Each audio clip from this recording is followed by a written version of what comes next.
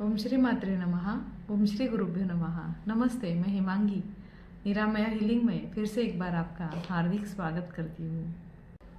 चिदग्नि कुंड संभूता देव कार्य समुद्यता। जब काम प्रलय से ब्रह्मांड सूख गया था, देवता भी अपनी चेतना खो बैठे थे।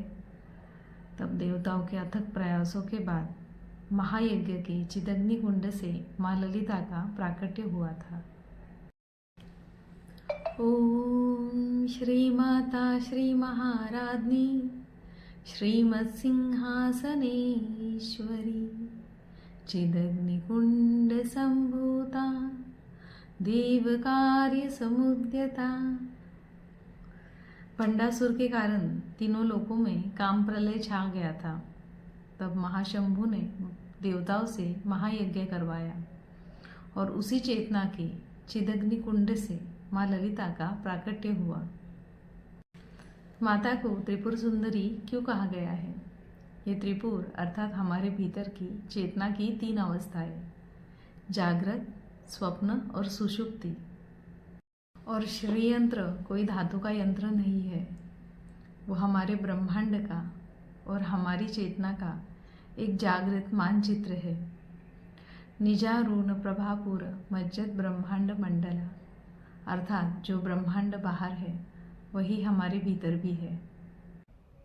उद्यत भानु सहस्राभा चतुर्बाहु समन्विता रागस्वरूप पाषाढ़ा क्रोधाकारांकुशोज्वला मनोरूपेक्षु कोदंडा पंच तन्मात्र सायका। अर्थात माता का जब चिदग्नि कुंड से उद्भव हुआ तब उन्होंने अपने हाथों में इक्षुधनुष, पुष्पपान, पाश और अंकुश ये अस्त्र धारण किए हुए थे। ये अस्त्र हमारे अंतर्मन की शक्तियाँ है।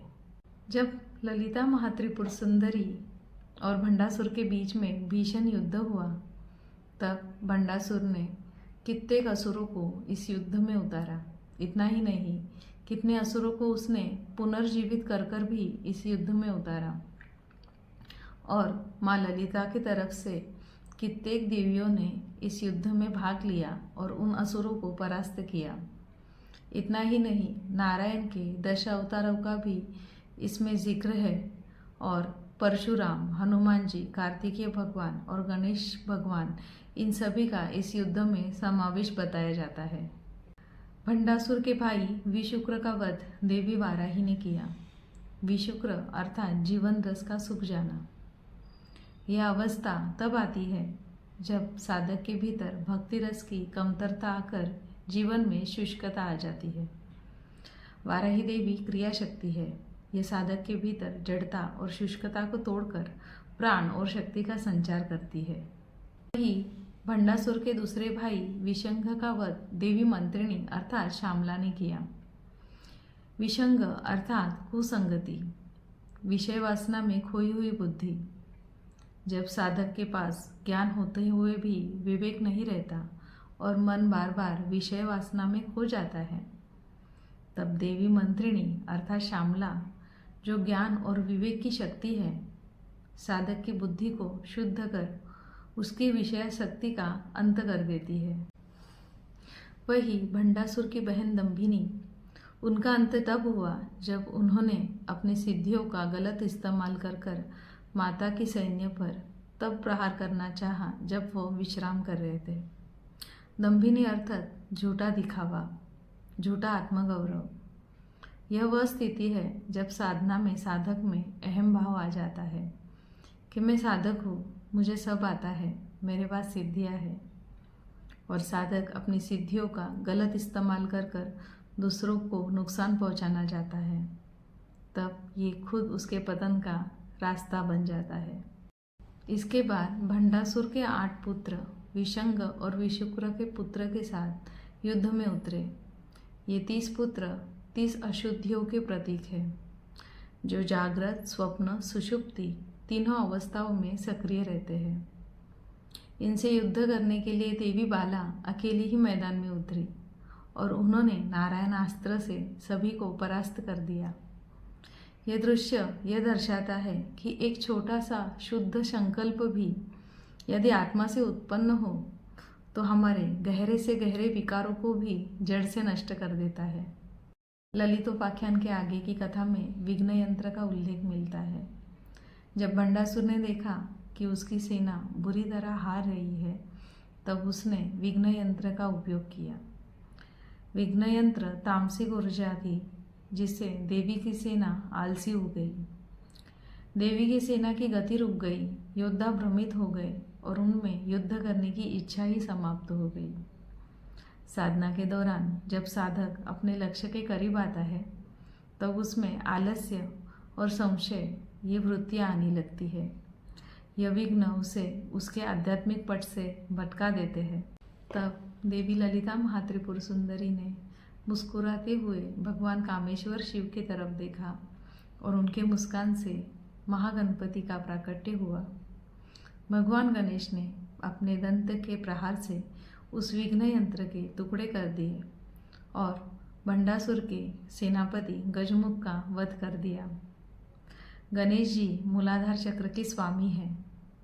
जब तक साधक का मूलाधार चक्र संतुलित नहीं होता, तब तक उसके पथ में विघ्न आते रहते हैं। गणेश जी का विघ्न यंत्र तोड़ना इस बात का प्रतीक है कि दिव्य बुद्धि और संकल्प शक्ति से मानसिक और आध्यात्मिक रुकावटों को दूर किया जा सकता है।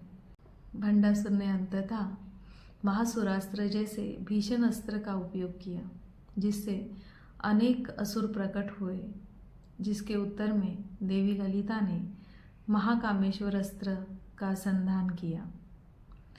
इस दिव्य अस्त्र से निकली प्रलयकारी अग्नि से भंडासुर अपने दिव्यशून्यक नगरी के साथ जलकर भस्म हो गया। कामेश्वर अस्त्र शुद्ध चेतना और परम ज्ञान का प्रतीक है। भंडासुर की नगरी शून्यक उस मानसिक स्थिति का प्रतीक है जहाँ अज्ञानता के कारण सब कुछ चलता है का भाव साधक के भीतर निर्माण होता है। देवी के इस अस्त्र से द्वैत के भाव को पूरी तरह समाप्त कर देती है, जिससे केवल अद्वैत ब्रह्म ही शेष रह जाता है। फिर माता ने संसार में प्रेम और सृजन शक्ति वापस लाने के लिए कामदेव को पुनर्जीवित किया। पहले कामदेव जो वासना के प्रतीक थे, जिनको शिव ने भस्मीभूत किया था, वो अब दिव्य प्रेम के प्रतीक है। यह दर्शाता है कि अज्ञानता के नाश के बाद साधक के भीतर सांसारिक वासना खत्म होकर ईश्वर के प्रति प्रेम जागृत होता है। भंडासुर के वध के बाद देवी ने अपनी योगिनियों को आदेश दिया कि वो ब्रह्मांड के विभिन्न हिस्सों में जाकर संतुलन स्थापित करें। देवताओं को उनके अधिकार वापस दिलाए जाए और इसी तरह संसार में श्री विद्या का प्रसार हुआ। भंडासुर का वध केवल एक असुर का अंत नहीं था, बल्कि वो काम प्रलय का अंत था। अज्ञानता के साम्राज्य का विनाश था। जब कामेश्वर अस्त्र से भंडासुर की शून्यक नगरी भस्म हुई, तब सृष्टि में फिर से प्रेम और चेतना का जन्म हुआ। मगर हम तक ये ज्ञान पहुंचा कैसे? अगस्त्य ऋषि और भगवान हयग्रीव का संवाद ही ललितोपाख्यान और ललिता सहस्त्र नाम का आधार है। भगवान हयग्रीव, जिनके पास मूल श्री विद्या थी, जो ज्ञान के अधिष्ठाता देवता है, उन्हीं से ये ज्ञान भगवान अगस्त्य ऋषि तक पहुंचा। महामुनि अगस्त्य ऋषि ने भगवान हयग्रीव से उपदेश लेकर माँ ललिता की घोर तपस्या की, और जब माँ ने उन्हें दर्शन दिया तो उन्होंने माँ से पूछा कि संसार के दुखों का अंत कैसे होगा। तब माँ ने उन्हें ललिता सहस्त्र नाम का उपदेश दिया। अगस्त्य ऋषि की पत्नी माँ लोपामुद्रा विद्वान स्त्री थी और माँ की बहुत बड़ी भक्त थी। उन्होंने जन कल्याण के लिए काफ़ी त्याग किए थे और उनकी भक्ति से प्रसन्न होकर ही माँ ललिता ने अगस्त्य ऋषि को दर्शन दिए थे। महामुनि अगस्त्य और उनकी पत्नी लोपामुद्रा हमें सिखाते हैं कि त्याग में ही सच्ची भक्ति है और शुद्ध अंतकरण से गृहस्थ में रहकर भी हम अध्यात्म की प्राप्ति कर सकते हैं। भंडासुर का वध हमारे भीतर के अहंकार और अंधकार का वध है। माँ ललिता वो पराशक्ति, वो शुद्ध चेतना है जो हमारे भीतर आनंद बहकर बहती है। तो अगली बार जब आप ललिता सहस्त्र नाम सुने तो याद रखिए कि आप केवल नाम जाप नहीं कर रहे, आप अपने भीतर के भंडासुर का वध कर रहे हैं। अगर आपको हमसे अपना ज्योतिष परामर्श करना है तो दिए गए नंबर पर आप हमसे संपर्क कर सकते हैं। अगर वीडियो अच्छी लगी हो तो कमेंट कर हमें ज़रूर बताइए। वीडियो को लाइक और शेयर कीजिए, चैनल को सब्सक्राइब कीजिए।